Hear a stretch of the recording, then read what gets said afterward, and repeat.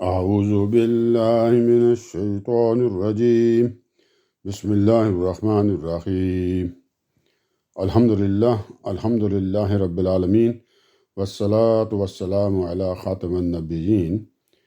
قسط number 323، part 323، قرآن پاک سورہ نمبر 26، 26ویں سورہ الشعراء کی آیات 141 سے لے کر 159 تک جی 59 تک، اور یہ 141 to 159 تک کا آسان ترین اردو زبان میں ترجمہ تشریح کریں گے جی۔ شروع کرتے ہیں۔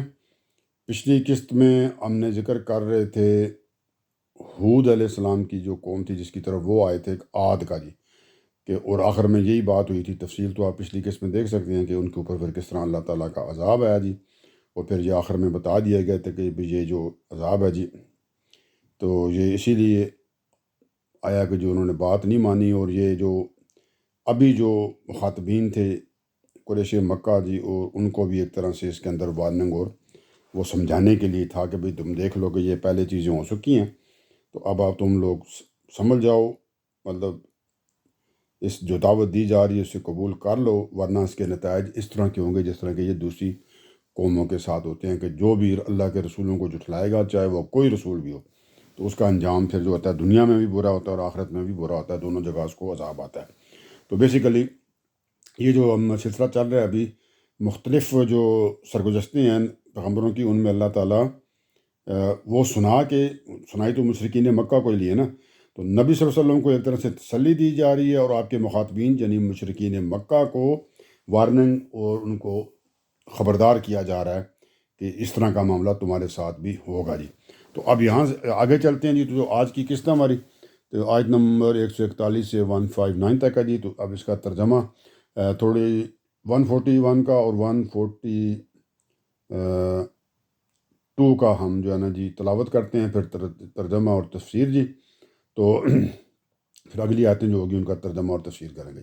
شروع کرتے ہیں جی۔ اللہ تعالیٰ فرماتے ہیں جی، بسم اللہ الرحمن الرحیم، کذبت ثمود المرسلین اذ قال لهم اخوهم صالح الا تتقون۔ تو یہ 141 اور 142 آیتیں تلاوت کر دیجیے۔ اب ترجمہ اور پھر تفسیر وغیرہ سمجھاتے ہیں جی آپ کو۔ ترجمہ کرتے ہیں۔ اللہ تعالیٰ فرماتے ہیں جی، اب اسی سلسلے میں قوم سمود کا ذکر شروع ہونے لگا جی کہ ان کے ساتھ کیا ہوا تھا، اور وہی بات ہے، سب بالکل ایگزیکٹ سیم چیزیں اس میں بھی آئیں گی جی، کوئی خاص فرق نہیں ہوگا جی۔ تو دیکھتے ہیں جی، ترجمہ کرتے ہیں پھر۔ اللہ تعالیٰ فرماتے ہیں، کذبت ثمود المرسلین، سمود نے یعنی قوم سمود نے بھی رسولوں کو جھٹلا دیا۔ تو جھٹلایا تو انہوں نے صالح علیہ السلام کا جو آگے نام آ جائے گا ان کا، لیکن جس طرح پیچھے بھی بتایا گیا تو ہر جگہ پہ اللہ تعالیٰ نے رسولوں کو کہا کہ رسولوں کو جھٹلا دیا، کیونکہ ہم نے واضح کر دیا کہ ایک رسول کو جھٹلانا سب رسولوں کو جھٹلانے کے مترادف ہے، ایک ہی بات ہے وہ۔ تو جس طرح آج کے دور میں اگر ہم کہ جی نبی پاک کو ہم مانتے ہیں لیکن ہم انہی کا ذکر کر لیں، صالح علیہ السلام کو نہیں مانتے، تو یہ سمجھ لیں ہم نے سب کو جھٹلا دیا، کہ اللہ کے سب رسولوں کے اوپر بھی آپ کے اندر ایمان کے اندر یہ شامل ہے جی، ایمان لانا۔ اچھا، اب سمود کون تھے جی؟ یہ کیونکہ پیچھے ایک دفعہ ان کا ذکر آ چکا جی، مجھے اب نمبر نہیں یاد ہے، وہاں تفصیل سے بیان کیا تھا، تھوڑا یہاں پہ بھی بیان کر دیتے ہیں انٹرسٹ دلچسپی کے لیے۔ یہ جو پیچھے قوم عاد کا ذکر ہوا ہے پچھلی قسط میں، یہ انہی کے بقایوں جو بچ گئے تھے نا لوگ، انہی میں سے جو وہاں سے نکل چکے تھے پہلے جس جگہ عذاب آیا تھا، تو اس جگہ پہ نہیں تھے وہ، کہیں اور علاقوں میں تھے، تو پھر یہ دوبارہ آباد ہو گئے ہوں گے کسی جگہ پہ۔ تو ان کا نام اسی بنا پر عاد ثانی بھی ان کو کہا جاتا ہے جی۔ نام ان کا سمود ہے لیکن ان کو عاد ثانی بھی کہا جاتا ہے، سمود کا قبائل یا عاد ثانی جو ان کے جو بقایا تھے جی۔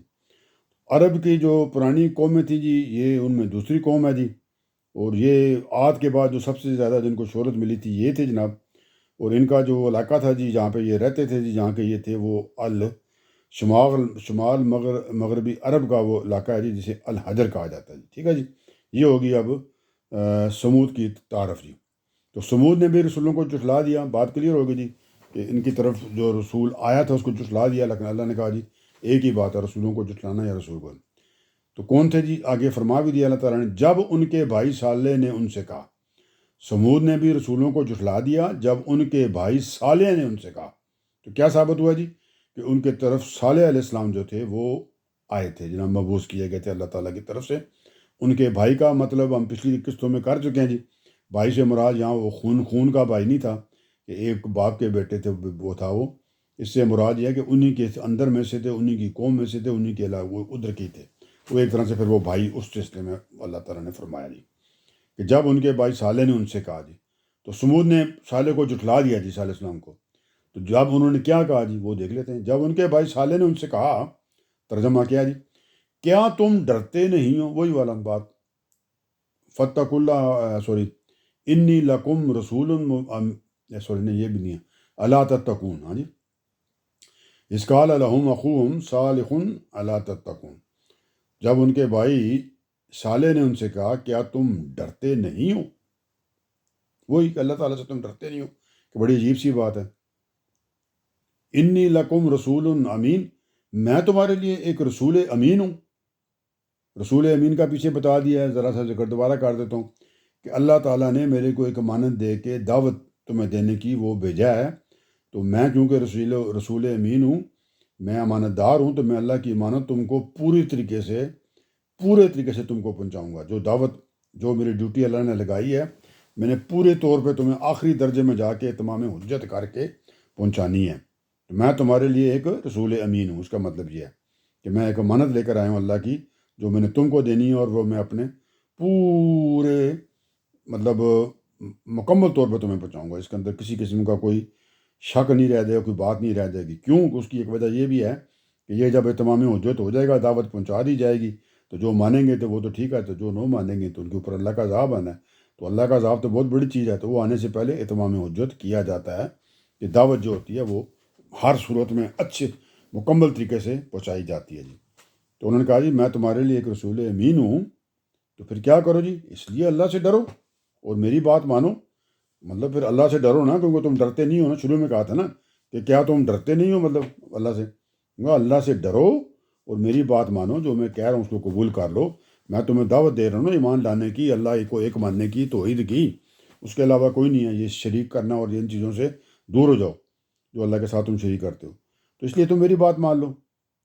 میں ایک رسول امین ہوں، میں اللہ کی طرف سے دعوت لے کر آیا ہوں، اور میرے پاس وہ امانت ہے، میں تمہیں وہ پوری کی پوری پہنچاؤں گا. تو اس لیے تم کیا کرو؟ اللہ سے ڈرو اور میری بات مانو کہ اس دعوت کو قبول کر لو. نہیں کرو گے تو اس کے نتائج ہوں گے. ٹھیک ہے جی. پھر آگے فرمایا انہوں نے میری بات مانو کے بعد، میں اس پر تم سے کوئی صلہ نہیں مانگتا جی. میں تمہیں اس کے بدلے میں تمہیں دعوت جو دے رہا ہوں یہ تو فری میں دے رہا ہوں. تم سے کوئی پیسے تو نہیں مانگ رہا، کوئی جداد تو نہیں مانگ رہا، کوئی اور چیز تو نہیں مانگ رہا. پیچھے بھی یہی بات کر کے آئے ہیں. اس کی کیا وجہ ہے؟ کیوں نہیں مانگ رہے؟ لوگ کہیں گے نا پھر آپ کیوں کر رہے ہیں؟ تو انہوں نے وہ بھی بتا دیا جی میں کیوں کر رہا ہوں. میرا صلہ تو اللہ رب العالمین کے ذمہ جی، کیونکہ مجھے اللہ نے مبعوث کیا ہے، اللہ نے بھیجا ہے امانت دے کے کہ تم وہاں پہ پہنچا دو. میں نے تو پہنچاؤں گا، اور میں چاہتا ہوں کہ مجھے اللہ ہی میرا صلہ مجھے دیں گے جی. اور میں چاہتا بھی اللہ سے ہوں، مجھے کہیں اور سے ضرورت نہیں ہے جی. تو تم سے میں کچھ مانگ تو نہیں رہا، میں تو تمہارے فائدے کی بات ہی تمہیں بتا رہا ہوں.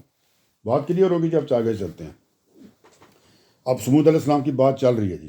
ٹھیک ہے جی. اب ان کو وہ کیا کہہ رہے ہیں دیکھتے ہیں جی. سمود علیہ السلام نے فرمایا، بریکٹ میں ایک بات دیکھیں کہ تم کیا سمجھتے ہو، تمہارا کیا خیال ہے. ٹھیک ہے جی. یہ وہ اس بیس کے اوپر سوال ان سے باتیں کرنے لگے ہیں جی. کیا بات سوال کرنے لگے ہیں. سوال سے مین کوشچن کرنے لگے ہیں. سوال سے وہ نہیں مانگنے والا سوال نہیں، یہ کوشچن کرنا. کیا کہتے ہیں جی؟ اب انہوں نے کیا کہا جی؟ اللہ تعالیٰ فرماتے ہیں تو صالح نے پھر اپنے ان لوگوں سے کہا، سمود والوں سے. ترجمہ، کیا تم انہی نعمتوں میں اطمینان کے ساتھ رہنے دیے جاؤ گے جو یہاں تم کو میسر ہیں؟ کہ ابھی تو تم مزے کر رہے ہو نا، آرام سے سکون سے، جو اللہ کی نعمتیں ان کو انجوائے کر کے اطمینان سکون کے ساتھ رہ رہے ہو. تو تمہارا کیا خیال ہے کہ یہ تم کو اسی طرح یہاں پہ رہنے دیا جائے گا جی؟ کہ تم تو یہی سمجھتے ہو نا، اسی طرح مطلب اب تم یہاں پہ مزے کرتے پھرو گے. تو تم یہ سمجھتے ہو بھی، یہ سوال ان سے مطلب جواب اس میں یہ کہ اس طرح نہیں ہونا، لیکن بہرحال تم یہ سمجھتے ہو نا. ٹھیک ہے جی. یہ بات انہوں نے ان سے کی، اور آگے پھر کیا بولا؟ اب وہ جو انہی نعمتوں میں اطمینان کے ساتھ رہنے دیے جاؤ گے جو یہاں تم کو میسر ہیں، اب ان نعمتوں کا ذکر بھی کر دیا جی. کون سی؟ ترجمہ، باغوں اور چشموں اور کھیتوں میں اور کھجوروں میں، جن کے خوشے ہوتے ہیں نا، جہاں کھجوریں لگی ہوتی ہیں جو کٹھے ان کے، جن کے خوشے آپس میں گتھے ہوئے ہوتے ہیں، کہ بہت وہ کیا کہتے ہیں گھنے ہوتے ہیں، جو بہت زیادہ کھجور لگی ہوتی ہے نا، تو آپس میں اس طرح وہ جڑی ہوتی ہے کہ جس طرح اور کچھ ہے ہی نہیں انتظام۔ اگر آپ دیکھیں جو جن کو جسے ہم عام زبان میں کچھ گچھا کہتے ہیں، تو وہ گچھے گچھے ہوتے ہیں وہ۔ تو انہوں نے کہا جی کہ تمہارا اب جو یہ کہہ رہے ہیں اس کا مطلب اوور آل کیا ہے کہ بھائی تم یہ سمجھ رہے ہو کہ شاید جو تمہیں یہ نعمتیں ملی ہوئی ہیں یہ ہمیشہ کے لیے تم کو دے دی گئی ہیں، اور تم انہی نعمتوں میں یاشی کرتے رہو گے جی ہمیشہ کے لیے۔ اور ذکر کیا جی کون سی نعمتیں، جن باغوں اور چشموں اور کھیتوں میں اور کھجوروں میں جن کے خوشے آپس میں گتھے ہوئے ہوتے ہیں، کہ بہت زیادہ پھل دینے والی کھجوروں کے جو درخت ہیں جی، یہ بات کی جا رہی ہے۔ اب اس سے مراد کیا ہے؟ یہاں پہ ذکر کیا جا رہا ہے ان کی خوشحالی کا، اور جو وہ مزے میں تھے جی۔ اور یہ کس نے عطا کی ہے جی؟ ظاہر بات ہے اس قوم کو اللہ نے عطا کی تھی نا، جو اللہ نے اس قوم کو عطا کر رکھی تھی، اور ان کو ملی ہوئی تھی، تو پھر بندہ شکر گزار تو رہتا نہیں ہے۔ تو جس طرح دنیا کی اور قومیں جو ہوتی ہیں نا جی، جب ان کو خوشحالی مل جاتی ہے نا جی اس طرح کی، اور مزے ہونے لگ جاتے ہیں، تو پھر کیا ہوتا ہے جی، وہ غفلت میں پڑ جاتے ہیں اور سرکشی پہ اتر آتے ہیں جی، اور خدا سے بے نیازی کا پھر وہ آزار بھی کر دیتے ہیں۔ تو یہ جو چیزیں ہوتی ہیں نا، یہ جو خوشحالی اور یہ جو چیزیں ہیں، یہ ان چیزوں کا باعث بنتی ہے جی، کہ آپ غفلت مطلب کرتے ہیں اللہ کی طرف سے، سرکشی پہ اتر آتے ہیں اللہ تعالیٰ کی، اور بالکل پھر اپنے کوشش کرتے ہیں کہ اللہ سے بے نیاز ہو جائیں، کبھی ہمیں ضرورت نہیں اللہ کی، ہمارے پاس تو سارا کچھ ہے جی۔ تو اب یہاں پہ یہ جو ان کی جو خوشحالی کا ذکر کرنے کے لیے جن چیزوں کا ذکر کیا گیا ہے، وہ چیزیں وہ ہیں جن کو عرب کے لوگ بہت بڑا سمجھتے تھے جی، ٹھیک ہے، اور ان کے لیے بہت زیادہ بڑی ان کی پسندیدہ تھی، ٹھیک ہے جی، کہ باغ، ٹھیک ہے جی، اس میں انار اور انگور ہوں، اس کے نیچے نہریں بہتی ہوں، بیچ میں کھیتی کی چیزیں اگائی جائیں، اور اور کنارے جو ہے نا جی کھجور کے بلند و بالا درختوں کی باڑ لگی ہو جی۔ تو اس طرح کی چیزیں جو تھیں وہ اس وقت تھیں، جو مزے کرنے والی، عیاشی کرنے والی اور آرام سکون سے رہنے والی، تو یہ اللہ کی بہت بڑی نعمتیں تھیں اس وقت کے حساب سے۔ تو وہ اس کے اندر تھے، ٹھیک ہے جی، یہ ان کو ان کی پسندیدہ چیزوں کے بارے میں بتایا گیا بھی تم یہی چیزیں پسند کرتے ہو نا بھی، تو لیکن تمہارا خیال یہ ہے کہ یہ ہمیشہ کے لیے تمہیں ملتی دیں گی، حالانکہ تم مطلب انسان نہیں بننا چاہتے جی۔ تو یہی سوال یہاں پہ تھا کہ تم کیا سمجھتے ہو کہ یہ ساری نعمتیں تمہیں ہمیشہ کے لیے دے دی گئی ہیں، کہ تم اب اطمینان کے ساتھ اسی طرح ان میں مزے کرو گے؟ نعمتوں کی جو قسط میں نے گنا دی جی، اور مطلب یہ ہے کہ ایسا نہیں ہونا بھی، ٹھیک ہے نا، یہ ایسا نہیں ہونا بھی، ایسا نہیں ہو سکتا کہ تم ادھر سرکشی میں پڑ دو ان چیزوں کی وجہ سے اور تمہیں چھوڑ دیا جائے، ایسا نہیں ہوگا۔ تو یہ اطمینان کے ساتھ رہنے دیے جاؤ گے، مطلب نہیں رہنے دیے جاؤ گے، ٹھیک ہے جی۔ آگے چلتے ہیں، اب یہ باغوں، چشموں اور کھیتوں، کھجوروں کے جو مزے ہیں نا، یہ ختم ہو جائیں گے جی۔ اس میں یہ بات سمجھائی جا رہی ہے کہ ان چیزوں کی وجہ سے تم اللہ تعالیٰ کی طرف سے غفلت میں نہ پڑو جی۔ اچھا، آپ اس کو تھوڑا سمجھنے کی کوشش کرتے ہیں جی، کہ یہ جو پوری بات تھی نا جو صالح السلام نے ان کو کہی کہ بھی نعمتیں اور یہ باغ، چشمے اور جو اس طرح کی چیزیں بھی، ان کا مقصد کیا ان کے کہنے کا جی۔ اچھا جی، اب صالح علیہ السلام نے اسی باغ و بہار کی طرف ان کی توجہ دلائی اور فرمایا کہ تم یہ سمجھتے ہو نا کہ یہ تمہارا کوئی حق ہے جی، کہ تم مطلب ہمیشہ کے لیے اب اس مزے میں رہو جی، اور اس پر کبھی زوال نہ آئے اور تم کو اسی طرح چھوڑ دیا جائے۔ تو ایسا نہیں ہے، جس پروردگار نے یہ سب تمہیں عطا فرمایا ہے وہ اس کا حساب بھی لے گا، یہ نہیں کہ اس کا حساب کبھی بھی نہیں لے گا، وہ اس کا تم سے حساب بھی مانگے گا۔ تو اس لیے کیا ضروری ہوتا ہے کہ جو نعمت جس نے آپ کو عطا کی ہے جی، اس کی شکر گزاری آپ کے اوپر واجب ہوتی ہے۔ پھر جب آپ اس شکر گزاری کا لازمی تقاضا یہ ہے کہ آپ ہمیشہ بالکل تیار مطلب اور مکمل مطلب ریڈی ہوں جناب، کہ جب بھی کسی نعمت کا آپ کو حق ادا کرنے کی ضرورت پڑے تو آپ دم اس نعمت کا حق ادا کریں، اللہ کا شکر ادا کریں یعنی۔ تو نعمت جو ہوتی ہے جی، یہ کسی کا وہ رائٹ نہیں ہوتی، کسی کا حق نہیں ہوتی، بلکہ یہ جو دینے والا جی اس کی طرف سے ایک امانت ہوتی ہے اللہ تعالیٰ کی طرف سے۔ تو اس وجہ سے جس کو یہ دی جاتی ہے، اور جتنی زیادہ اس کو دی جاتی ہے یہ امانت، اس کو اتنا ہی زیادہ فکر مند بھی ہونا چاہیے، اتنا ہی زیادہ پھر بیدار رہنا چاہیے اور اللہ کا شکر بھی ادا کرنا چاہیے۔ تو یہ نہیں کہ وہ نعمت آپ کو ملی اور پھر آپ اس چکر میں پڑ جائیں جی کہ یہ تو میرا حق تھا جناب، اور پھر اس میں جناب چپ کر کے نا عیش کرتے رہیں، مزے کرتے رہیں۔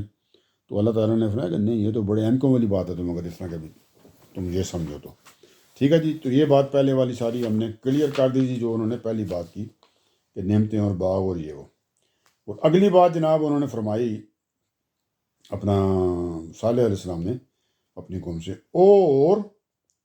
اور پہاڑوں کو کھود کر اسی طرح فخر جتاتے خوش گھر بناتے رہو گے.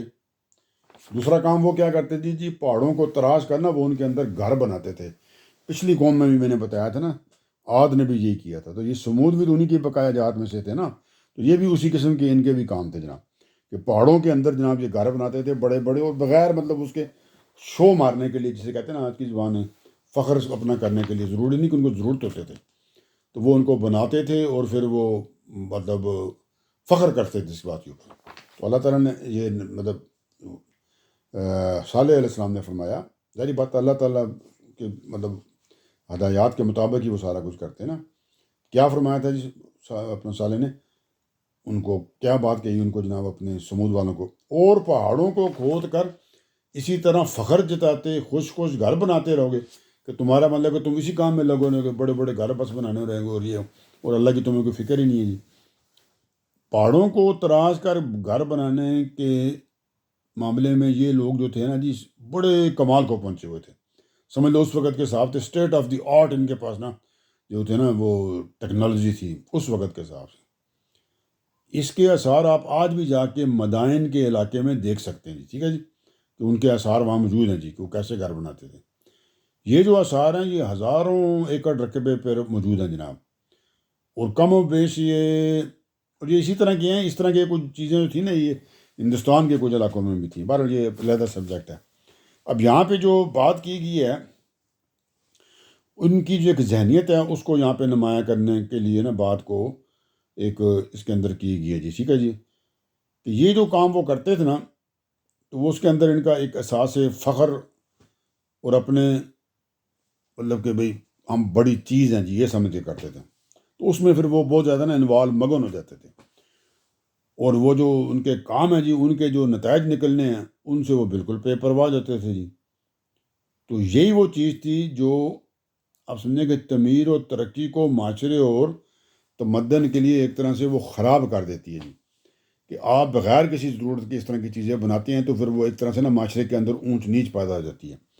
تو یہ وہ معاشرے کے لیے انتہائی نقصان دہ ہوتی ہے. ویسے مادی ترقی کرنا کسی ملک کے لیے کسی جگہ کوئی جرم کی بات نہیں ہے.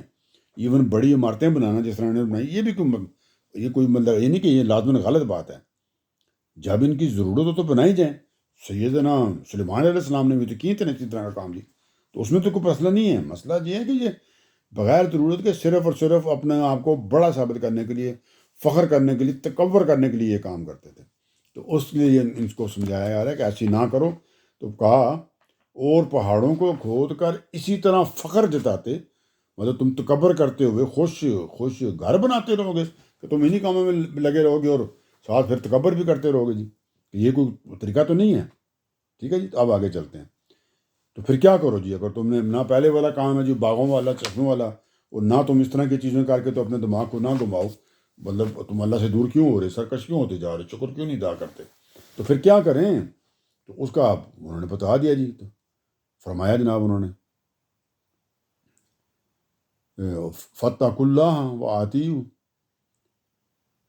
تو ترجمہ اب، اللہ سے ڈرو اور میری بات مانو. اللہ سے ڈرو اور میری بات مانو، اور ان حد سے گزر جانے والوں کی بات نہ مانو جو زمین میں فساد برپا کرتے ہیں، اس کی اصلاح نہیں کرتے. تو آپ فرمایا صلی اللہ علیہ وسلم نے اپنی قوم کو کہ یہ جو تم کام کر رہے ہو نا، یہ صحیح نہیں ہے، یہ غلط ہے، ان کا نتیجہ بھی غلط نکلنا ہے. تو انسان بن جاؤ، سب سے پہلے اللہ سے ڈرو، اور جو دعوت میں تمہیں دے رہا ہوں اس کو قبول کر لو اور میری بات مانو. اور ان حد سے گزر جانے والوں کی، کہ اللہ کی حدود کراس کرنے والے لوگوں کی طرح نہ بنو، ان کی بات نہ مانو جو وہ اللہ کی حدود کراس کرتے ہیں اور زمین میں فساد پیدا کرتے ہیں. ان کی بات آپ نے نہیں سنی، کیونکہ وہ جو زمین میں فساد کرتے ہیں وہ تو اس کی اصلاح چاہتے ہی نہیں ہے کہ جس کی دنیا کی کوئی ان کی کوئی اصلاح ہو. اب یہ دیکھ لیتے ہیں جی، اور ان حد سے گزر جانے والوں کی بات نہ مانو جو زمین میں فساد برپا کرتے ہیں، بجائے اس کے کہ اصلاح کریں وہ فساد برپا کرتے ہیں، اس کی اصلاح نہیں کرتے، یعنی اس کی اصلاح کی کوشش نہیں کرتے بلکہ فساد برپا کرنے کرتے ہیں۔ تو یہ دیکھ لیتے ہیں جی فساد برپا کرنے سے کیا مراد ہے، اور پھر اصلاح نہیں کرتے اس سے کیا مراد ہے۔ اس سے مراد جناب وہی بات ہے جو پیچھے بتا دی گئی تھی نا، کہ آپ کی جو ضرورت ہے، جو چیزیں ہیں، اسی کے مطابق چلنا ہے جی، ٹھیک ہے جی۔ تو وہ جو آپ ظلم کرتے ہیں اور وہ دوسروں کو جا کے تنگ کرتے ہیں، پھر ان کو مارتے ہیں جی، جبار بن کے، یہ نہ کرو، مطلب حد سے نہ گزرو اس معاملہ، ٹھیک ہے جی۔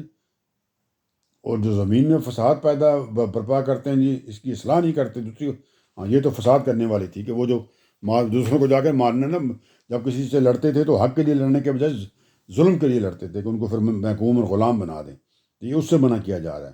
اور ان حد سے گزر جانے والوں کی بات نہ مانو جو زمین میں فساد برپا کرتے ہیں جی، کہ ایسے کام نہ کرو جی۔ یہاں اور اگلی تھا جی، اس کی اصلاح نہیں کرتے، مطلب اس کی بہتری کی کوشش نہیں کرتے، یعنی اس میں لوگوں کو بھلائی کی تلقین نہیں کرتے، اور نہ دوسروں کی حق تلفی اور ان پر جو مشکل ہے اس سے انہیں جو تنگی ہے، جو تنگ کر رہے ہوتے ہیں ان کو نہیں روکتے بھی نہیں ہیں، مطلب کہ دوسروں کی حق تلفی بھی کرنے دیتے ہیں، خود بھی کرتے ہیں، اور کسی کو روکتے بھی نہیں ہیں۔ یہ وہی بات ہے جی جسے قرآن میں ہم امر بالمعروف کے اچھے کام کرنے کا آپ ایک طرح سے حکم دیں، اور نہی عن المنکر اور برے کاموں سے بچیں، یہ وہی بات یہاں پہ آ رہی ہے۔ تو فرمایا اور ان حد سے گزر جانے والوں کی بات نہ مانو جو زمین میں فساد برپا کرتے ہیں، ٹھیک ہے جی، مطلب ظلم کرتے ہیں، وہ اس کی اصلاح نہیں ہونے دیتے، یعنی بھلائی کی تلقین نہیں کرتے، اور نہ لوگوں کو روکتے ہیں کہ بھئی دوسروں کی ایک تلفی نہ کریں جی۔ وہ یہ بات ہوگی جناب، ابھی ساری باتیں انہوں نے ان کو بول دی۔ اب صالح علیہ السلام نے پیچھے والے بھی اور ابھی جو بتائیں، تو اب ان کا جواب آگے سے کیا آیا جی، وہ دیکھتے ہیں جی۔ قالوا انما انت من المسحرین، وہ بولے یعنی قوم سمود والے بولے آگے سے صالح علیہ السلام کی یہ باتیں سن کے آگے سے جواب دیا انہوں نے، کیا دیا جی؟ وہ بولے کچھ نہیں، یعنی تم تو کہہ رہے ہو یہ تو فضول باتیں ہیں، کچھ نہیں، تم پر تو کسی نے بری طرح جادو کر دیا، یعنی تمہاری عقل، تمہارے اوپر کسی نے کوئی پڑھ کے پھونک دیا ہے تو تمہاری عقل ماری گئی ہے، تم مینٹل ہو گئے جی۔ بات وہ کر رہے ہیں، ان کی طرف سے بات کر رہا ہوں، نقل کفر نہ باشد، ٹھیک ہے جی۔ تو وہ بولے، سمود والے بولے کچھ نہیں، اور کچھ نہیں ہے، ہمیں تو یہ نظر آتا ہے کہ کسی نے تمہارے اوپر کوئی جادو کر دیا، پڑھ کے پھونک دیا، جس کی وجہ سے تمہاری عقل ماری گئی ہے، تم مینٹل ہو گئی جی۔ کیا بات ہے جی، نعوذ باللہ، اپنے رسول کے لیے کیا باتیں کر رہے ہیں۔ آگے کہتے ہیں تم ہماری طرح کے ایک آدمی ہی ہو، تم تو ہو بھی ہماری، مطلب انہیں کے اندر میں سے تھے نا، تو اللہ نے کہا انہیں کے بھائی کو بھیجا، تو انہیں کے اندر میں سے تھے وہ، تو کہتے ہیں جو آپ تو ہماری طرح کی ہیں، تم ہماری طرح کے ایک آدمی ہو، مطلب اس لیے ہم تمہاری بات نہیں مانتے کہ تم ہماری طرح کی ہو، کہنے کا مطلب یہ ہے۔ تو پھر کیا کریں جی؟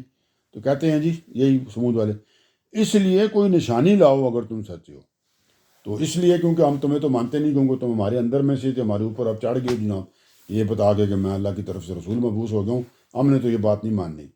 تو اگر تم کہتے ہو کہ نہیں میں اسٹل کچھ ہوں، تو پھر کیا کرو؟ اگر تم سچے ہو نا، جھوٹ نہیں بول رہے، تو کوئی نشانی لے کر آؤ جی۔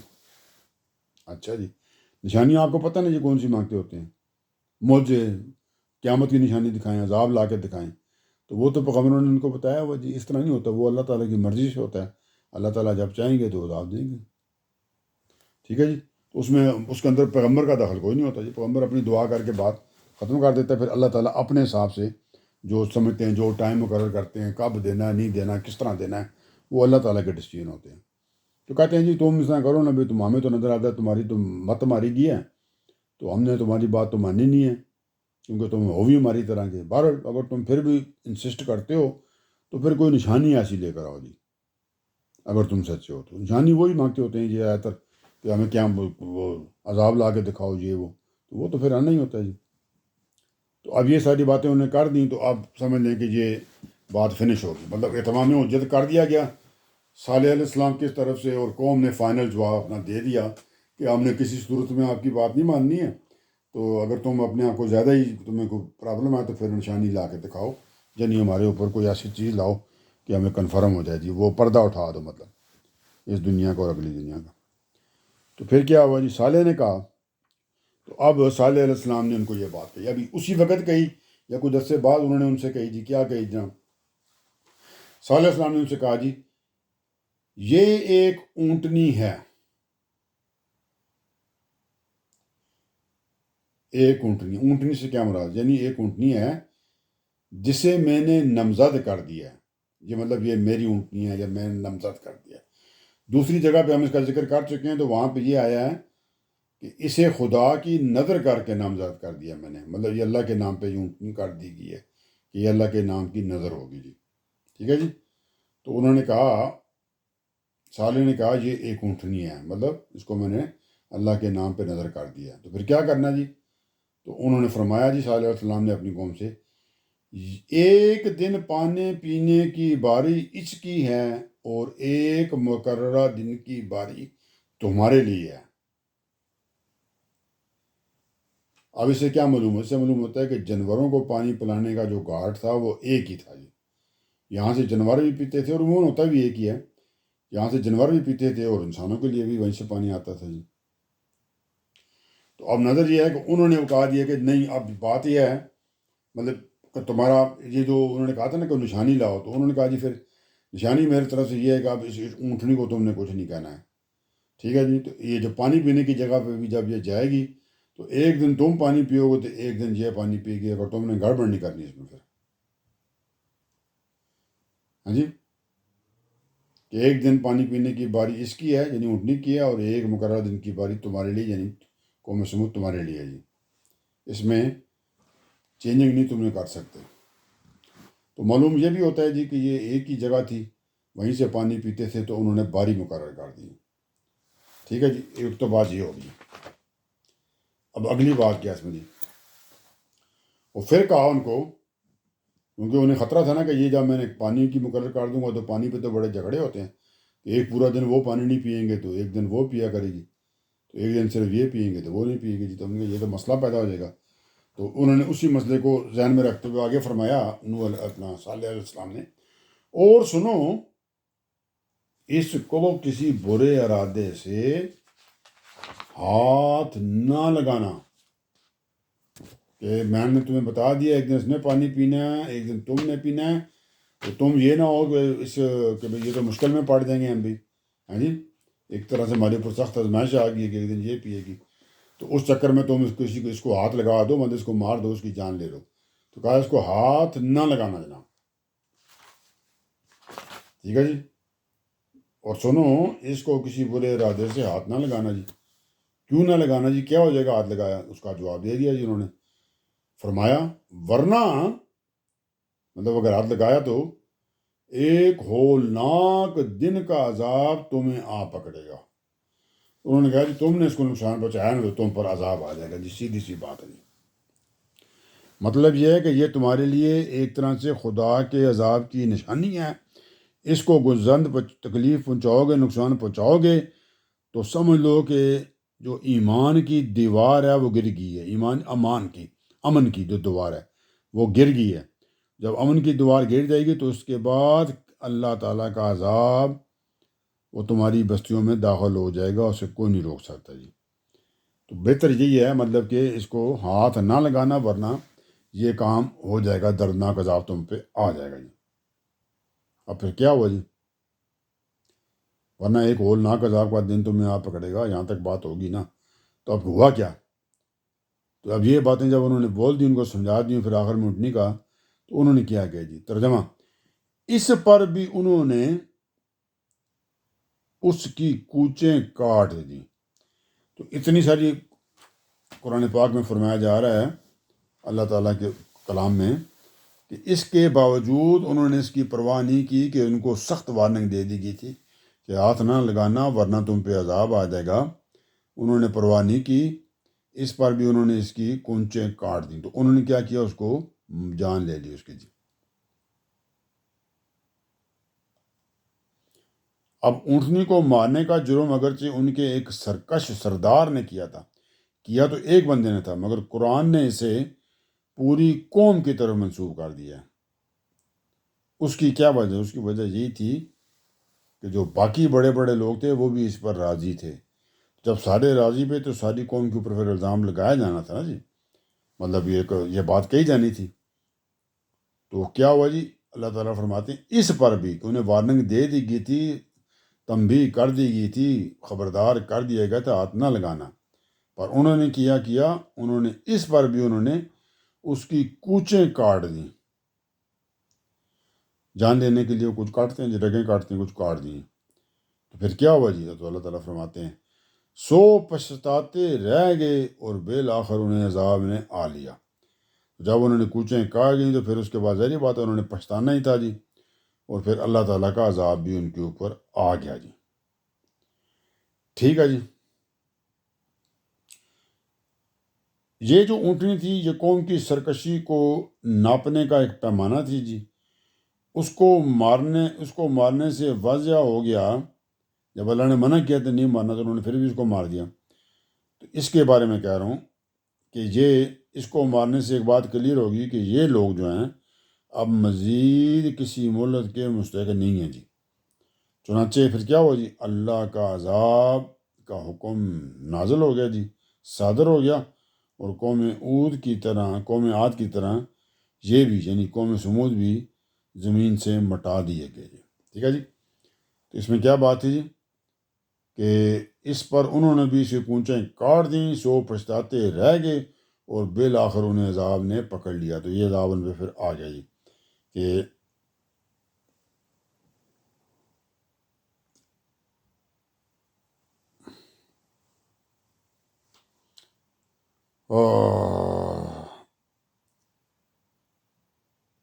انہیں عذاب نے آ لیا جی بالآخر. ٹھیک ہے، جس کے بعد جب انہوں نے کوچیں کاٹ دیے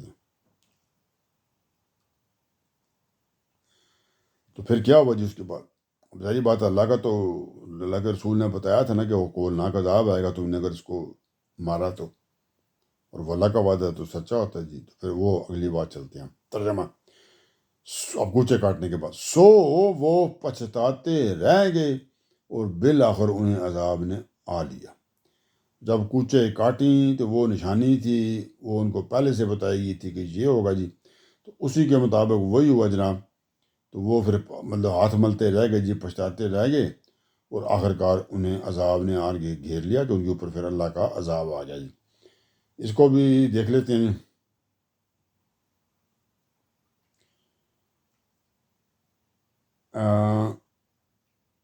یہ اونٹنی قوم کی سرکشی کو جانچنے کا پیمانہ تھی جی. اس کو مارنے سے واضح ہو گیا کہ یہ لوگ اب کسی مہلت کے مستحق نہیں ہیں. ٹھیک ہے جی.